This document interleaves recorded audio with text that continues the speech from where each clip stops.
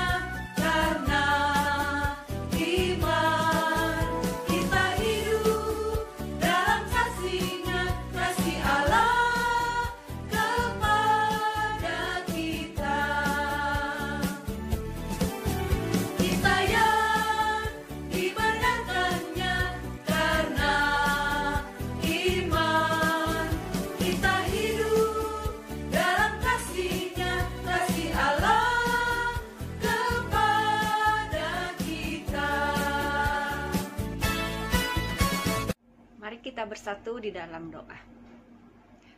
Tuhan Yesus, terima kasih hari ini kami boleh kembali diberikan kesempatan untuk kami boleh memuji Tuhan. Dan sebentar kami mau mendengarkan cerita firman Tuhan. Berkati kami ya Tuhan, Bapak Ibu Guru dan kami semua siswa-siswi.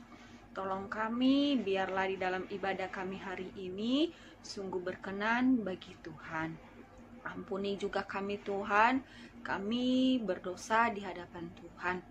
Mungkin sepanjang minggu ini kami bersungut-sungut, marah, malas, tidak mendengarkan orang tua, dan banyak hal-hal yang lainnya yang tidak berkenan bagi Tuhan.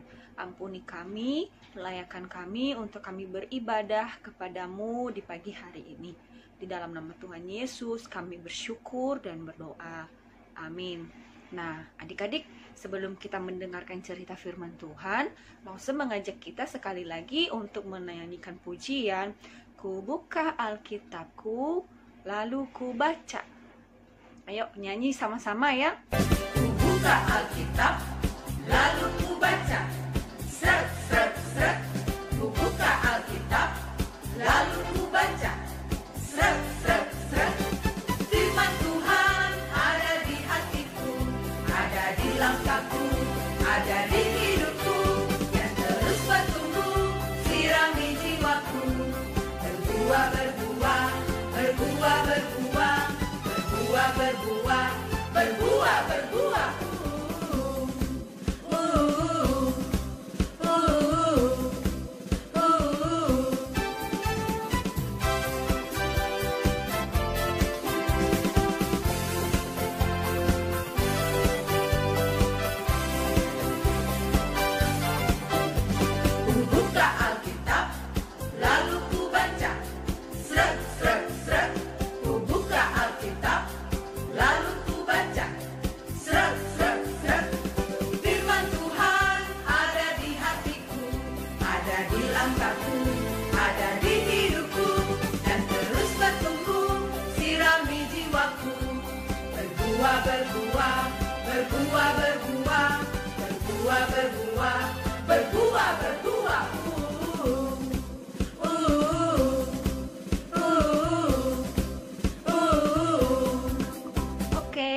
hari ini Lause mengajak kita untuk membuka Alkitab dari Lukas pasalnya yang ke-13.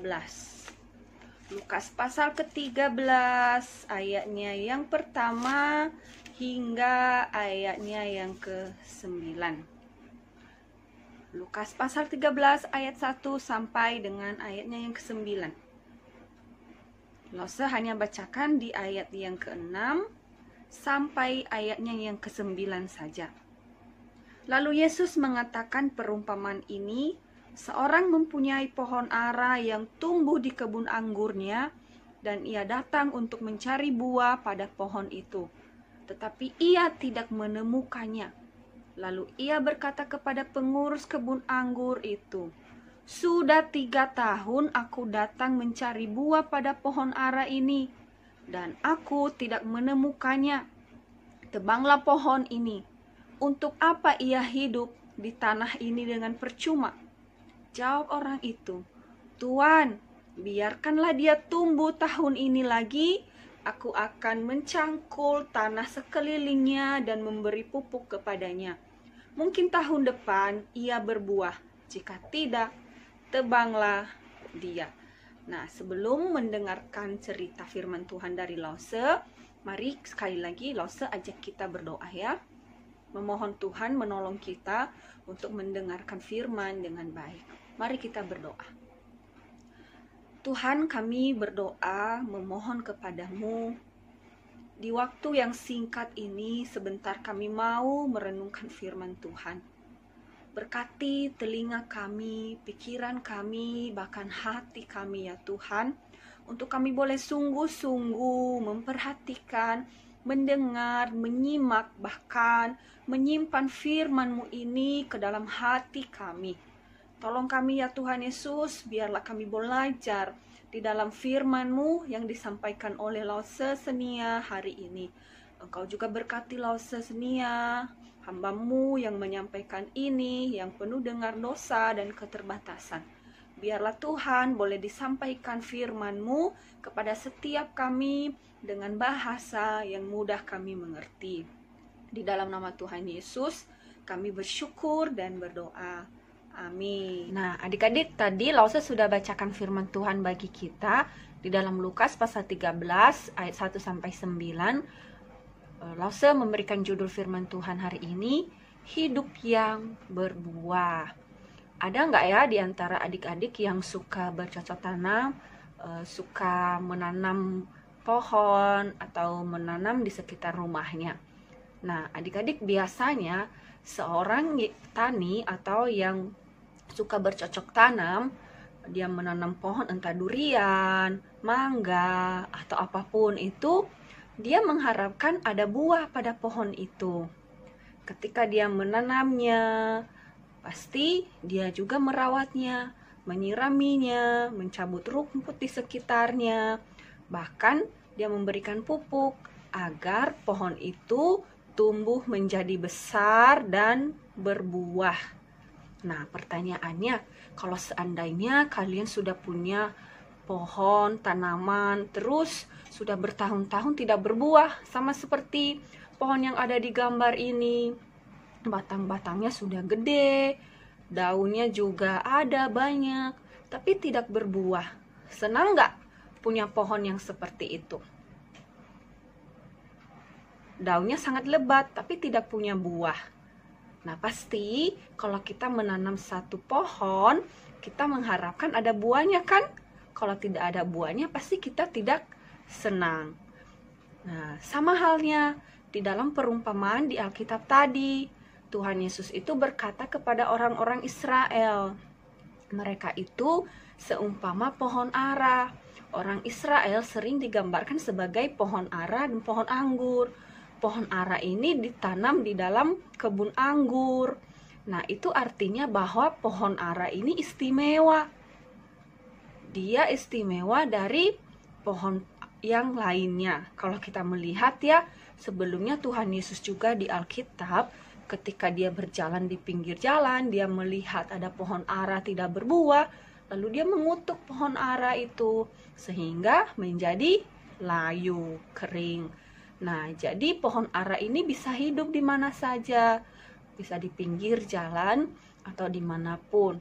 Nah, di dalam pohon ara, di perumpamaan ini ternyata posisi pohon ara ada di dalam kebun anggur. Berarti itu dipelihara, dirawat, ada yang mengurusnya. Berarti pohon ara ini istimewa. Cuma sayang sekali dikatakan tadi di situ waktu Lause bacakan, dia tidak berbuah, sehingga pemilik kebun itu berkata, tebanglah pohon itu. Buat apa dia hidup kalau tidak berbuah? Tapi si pengurus kebun itu bilang, Tuan, berikan kesempatan setahun lagi. Saya akan memupuknya, merawatnya. Mana tahu tahun depan dia akan berbuah. Tapi kalau dia tidak berbuah, maka tebang saja. Nah, adik-adik sama. Si pemilik kebun itu dia juga rindu agar pohon yang ditanamnya itu berbuah. Tapi setelah 3 tahun dia melihat belum ada buahnya, sehingga dia menyuruh untuk menebangnya. Nah, jadi orang Israel ini di dalam iman kepada Tuhan Yesus, mereka tidak bertobat. Mereka hanya melakukan keagamaan mereka secara ritual, memberikan persembahan, berpuluhan, berdoa 3 kali sehari, berpuasa, tapi mereka tidak bertobat adik-adik.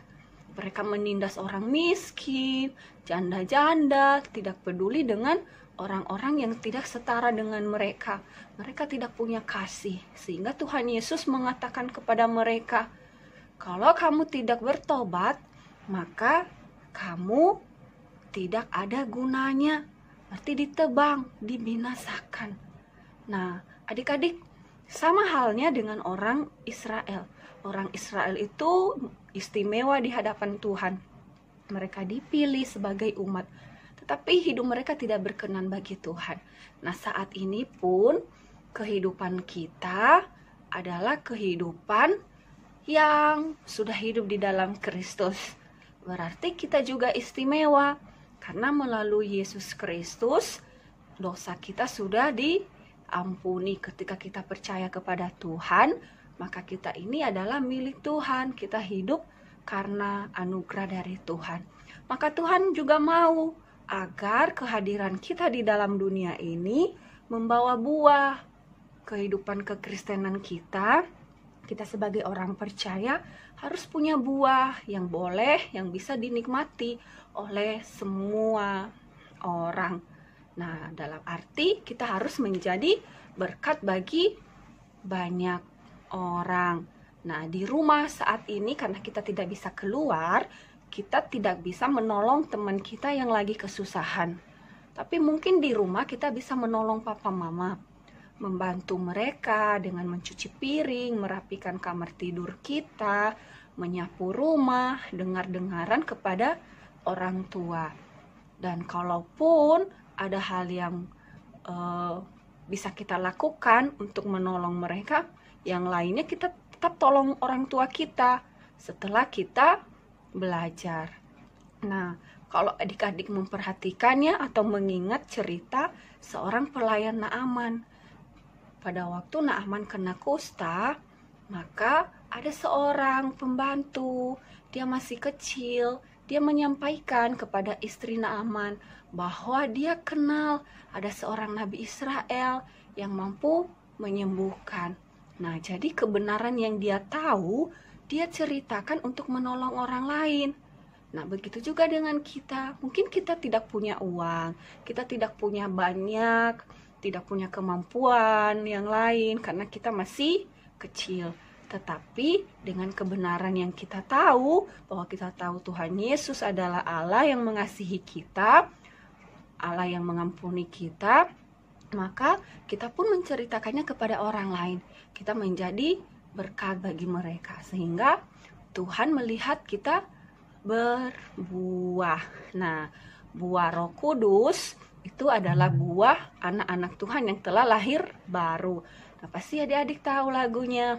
Buah dari Roh Kudus, kasih, sukacita, damai sejahtera, kesabaran, kemurahan, kebaikan, kesetiaan, kelemah lembutan, penguasaan diri.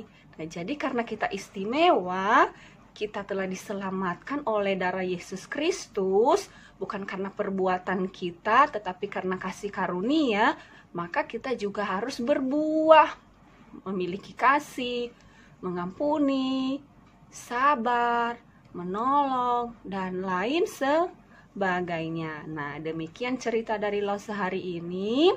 Biarlah Tuhan yang menolong kita sepanjang hari ini. Mari kita berdoa. Tuhan Yesus, terima kasih kami telah mendengarkan cerita firman Tuhan dari Lause. Biarlah kami boleh menjadi pohon yang hidup, yang berbuah, dan yang dinikmati buahnya oleh orang-orang yang ada di sekitar kami. Kami boleh menjadi anak Tuhan juga yang memancarkan kasih Kristus, sehingga orang-orang di luar sana melihat buah-buah kami, dan mereka boleh mengenal Engkau melalui kehidupan kami. Berkati kami sepanjang hari ini Tuhan, dan juga Bapak Ibu guru kami yang mengajar kami. Di dalam nama Tuhan Yesus kami bersyukur dan berdoa. Amin. Ibadah kita telah selesai. Bapak Ibu guru dan anak-anak sekalian, silakan bersaat teduh. Amin. Sampai ketemu minggu depan. Selamat beraktivitas hari ini ya. Tetap semangat. Tuhan Yesus memberkati kita semua. Shalom.